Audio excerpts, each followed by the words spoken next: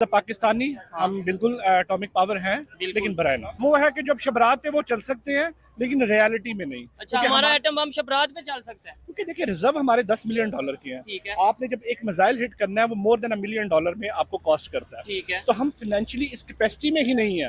हम बात तो करते हैं हमारे पास गौरी है, हमारे पास ये मिसाइल है, लेकिन उसको चलाने के लिए आपको रिसोर्सेज चाहिए। सही पकड़े हैं। ईरान के जो अपना सुप्रीम लीडर है अली खुमैनी, वो गन लेके AK-47 लेके लहरा रहे हैं और बड़े जलसों में लाखों की तादाद में सामने लोग हैं, वो कह रहे हैं कि कुछ ही दिनों में हम इसराइल को खत्म कर देंगे, बदला लेंगे और बहुत बड़ा बदला लेंगे। आप मुझे बताएं कि ईरान ने कितने बम मारे, कितने मिसाइल मारे? तकरीबन 180, कोई 200, 180 में से कितने मिसाइल पहुंचे हैं उनकी जमीन तक, कितने लोग मरे हैं, कितने घर तबाह हुए हैं, मुझे आप बता दें। जैसे दिवाली में शबरात में पटाखे नहीं फटते, इस तरह उन्होंने हवाओं में उन्हें फाड़ दिया सारा कुछ।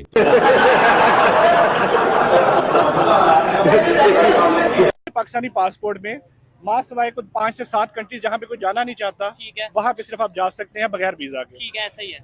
इंडिया के पासपोर्ट पे आप बहुत सारे मेजर कंट्रीज है लाइक सिंगापुर, बहुत सारे ऐसे कंट्रीज है ऑन अराइवल आपको वीजा मिलता है।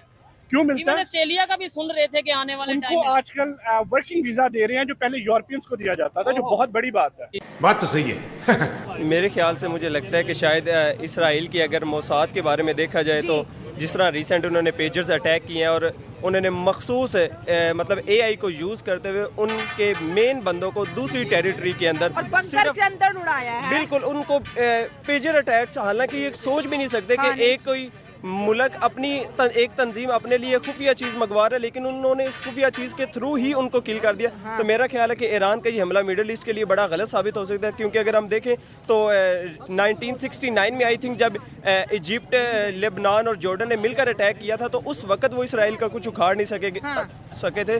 कैसा लगा मेरा मजाक?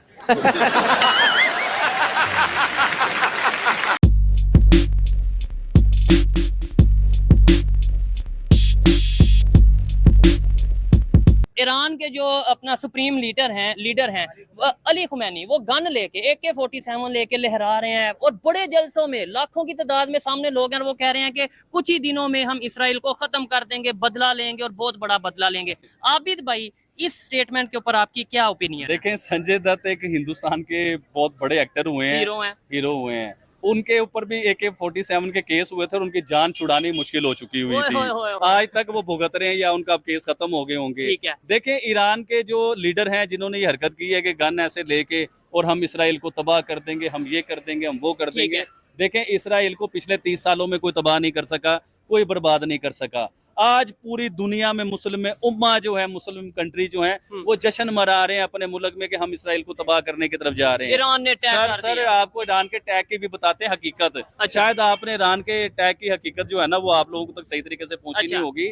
आप मुझे बताएं कि ईरान ने कितने बम मारे, कितने मिसाइल मारे इस दफा जो 2-3 दिन पहले?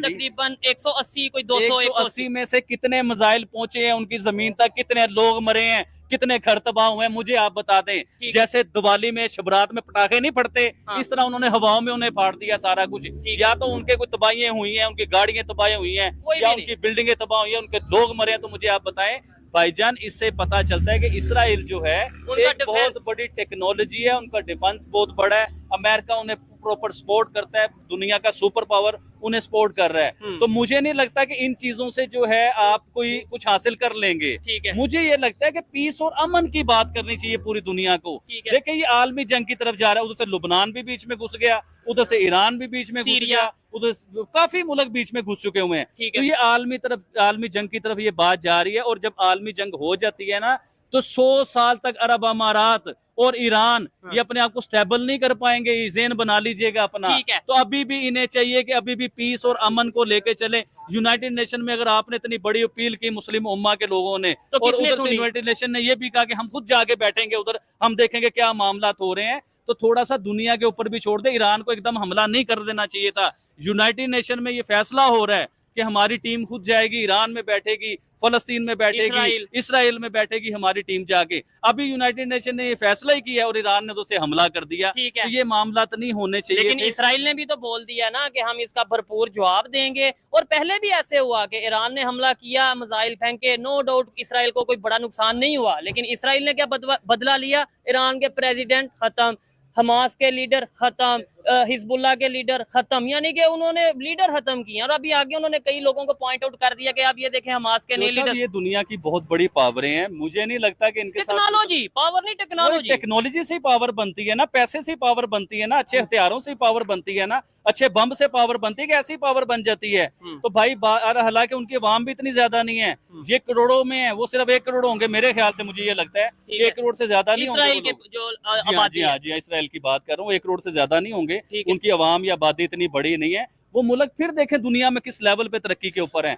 तो मुस्लिम उम्मा जैसे सऊदी अरेबिया हो गया, इन्हें बहुत बड़ा किरदार इधर अदा करना चाहिए, इनकी फ्रेंडशिप करवाने में, इनका पैचअप करवाने में, और असल नुकसान मुसलमानों का याद रखिएगा। मैं असल बात आपको बताता हूँ, बड़ी खबर बताता हूँ। आपने बोला ना सऊदी अरेबिया को अहम रोल अदा करना चाहिए, खबर ये आ रही है, मैं पहले भी कह चुका हूँ, देखने वाले कमेंट में बताइएगा, मैंने बहुत सी जगह पे चेक किया है, देखा है कि खबर सऊदी अरेबिया में उनके जो उनसे हेड ऑफ स्टेट है उन्होंने ये बोल दिया है, उनके बादशाह ने ये बोल दिया है कि कोई भी फलस्तीन के लिए नारेबाजी नहीं कर सकता, यहाँ पे कोई भी फलस्तीन के लिए जो उनसे दुआ तक नहीं कर सकता मस्जिद में कि भाई ऐलान आप स्पीकर पे कर रहे हो जी फलस्तीन में जुल्म हो रहा है। जंगे ना होती तो सऊदी अरेबिया जो है ना उन्हें तस्लीम करने के, देखिए पाकिस्तान ने आज तक हमारे पासपोर्ट पे ये स्टैंप है कि हम उस मुल्क में नहीं जा सकते क्योंकि हम उसे तस्लीम नहीं करते। सऊदी अरेबिया तस्लीम करने की तरफ आ रहा था, और ये हो जाना था, अगर ये जंगे ना होती ये हो जाना था। पाकिस्तान में भी ये मामला शुरू हो गए थे, सऊदी अरेबिया पाकिस्तान में भी प्रेशर डाल रहा था कि आप भी तस्लीम करें उसे कंट्री, और पाकिस्तान में ये मामला होने वाले थे। ये इमरान खान का दौर चला गया, जंगें शुरू होगी तो ये मामला खत्म हो चुके हैं। ठीक है आबिद भाई, मैं यहाँ पे 2 क्वेश्चन करना चाहूंगा देखने वालों से भी और आबिद भाई से भी। अगर हम बात करें रशिया और यूक्रेन की जंग की, रशिया भी ये कहता है कि हाँ भाई इंडिया अगर कोई पीस के लिए, रिलेशन बेहतर करने के लिए अपना रोल प्ले करना चाहता है तो हम हाजिर हैं। यूक्रेन के प्रेसिडेंट ने बाकायदा तौर पे इंडियन प्राइम मिनिस्टर से रिक्वेस्ट की, ईरान के सदर ने भी इंडिया से हेल्प मांग ली है। ये सारी दुनिया अभी देखे ना कि अभी जाके जो यूनाइटेड नेशन में मुस्लिम कंट्री के साथ प्राइम मिनिस्टर नरेंद्र मोदी की जपियां डली, उन्होंने कहा कि फलस्तीन के लीडर के साथ, और उन्होंने कहा कि हम आपके साथ हैं। तो पूरी दुनिया इस टाइम जो है ना हिंदुस्तान के प्राइम मिनिस्टर से मदद मांग रही है। ईरान ने मदद मांग ली, फलस्तीन मदद मांगता है, इसराइल मदद मांगता है, पूरी दुनिया मदद मांगती है उनसे। लेकिन इसमें देखें बड़ापन ये है कि बजाय उनके कि वो कहते हैं कि हम इनसे भी फायदा ले लें, इसराइल से भी फायदा ले लें, थोड़ा उसकी बात कर लें, थोड़ा इसकी, उन्होंने कहा कि भाई हमारा जंग से कोई तल्लुक ही नहीं है। वो जंग वाले लोग नहीं है। आप यार चौधरी, आप सारा दिन इंडिया की वीडियो करते हो, वो जंग वाले लोग लगते हैं आपको? वो पढ़ने वाले लोग हैं, वो आईटी में ऊपर जाने वाले लोग हैं, वो चांद पे बैठने वाले लोग हैं, वो अपने मुल्क को डेवलप करने वाले लोग हैं, अपने मुल्क में आईफोन लाने वाले लोग हैं,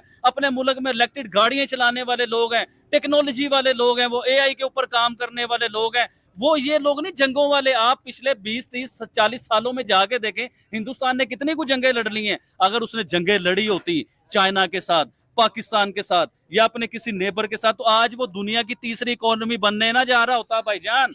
आज वो हमारी तरह कटोरा पकड़ के भीख मांग रहा होता, क्योंकि उनका ज़हन जंगों का नहीं है, उनका ज़हन है तरक्की का। हमने अपना ज़हन तरक्की की बजाय जंगों के ऊपर लाके खड़ा रखा। हमें तवज्जो देनी चाहिए थी अपने कॉलेजेस के ऊपर, अपने स्कूल के ऊपर, अपनी टेक्नोलॉजी के ऊपर, अपनी फैक्ट्रियों के ऊपर, अपनी मादनियात के ऊपर, अपनी पैदावार के ऊपर हमें तवज्जो देनी चाहिए थी कि बम, बस एक बार बम बना लिया यार, बस वो था वो। उस बम के ऊपर आप इतना पैसा लगाई जा रहे हो, उसमें नए से नई टेक्नोलॉजी बनाई जा रहे हो। हमें बम नहीं चाहिए, आम आवाम को सस्ती बिजली चाहिए, सस्ता आटा चाहिए, सस्ता राशन चाहिए, जीने के लिए जिंदगी चाहिए, मौत नहीं चाहिए हम लोगों को। हो गया आबिद भाई, आज बहुत फार्म में नजर आ रहे हैं, हो गया। अच्छा लगा आबिद भाई से बात करके। फ्यूचर क्या देखते हैं आप, आपको क्या लगता है, मतलब जो देखने वाले हैं वो भी बताइए। आबिद भाई आप भी बताएं कि पाकिस्तान, जाहिर बात है कोई अभी पाकिस्तान की तरफ से बड़ी स्टेटमेंट नहीं आई, ईरान ने जैसे स्टेटमेंट दे दिया, पाकिस्तान इवन ये भी नहीं कहा कि हम ईरान के साथ खड़े हैं ऑफिशियली, वैसे तो लोग तो कह रहे हैं, लेकिन ईरान ऐसे ही अगर ये सिचुएशन रही तो ईरान पाकिस्तान को आने वाले टाइम में पेट्रोल देगा,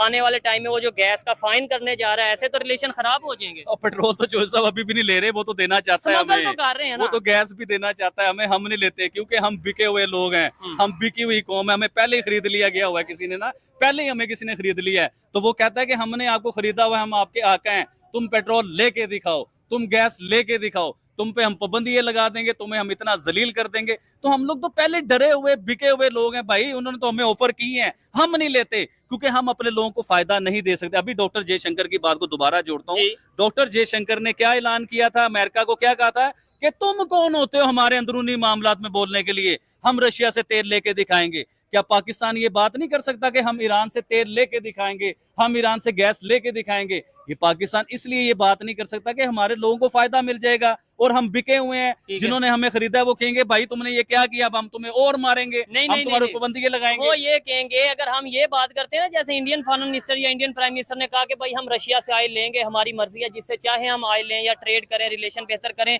अगर पाकिस्तान भी ये कह दे तो उन्होंने कहना ठीक है भाई करें आप, कोई मसला ही नहीं है, बस हमारे जो पैसे हैं IMF से जो आपने डॉलर लिए हुए हैं वो आप वापस कर दें। आइंदा कर्जा भी नहीं मिलेगा हाँ, आपको, क्योंकि कर्जा लेके आपने कर्जे की किस्त उतारनी होती है, तो किस्त नहीं उतरेगी तो आप ब्लैक हो जाओगे। ये भी सारे मामला हैं। खत्म, bye bye, tata, good bye.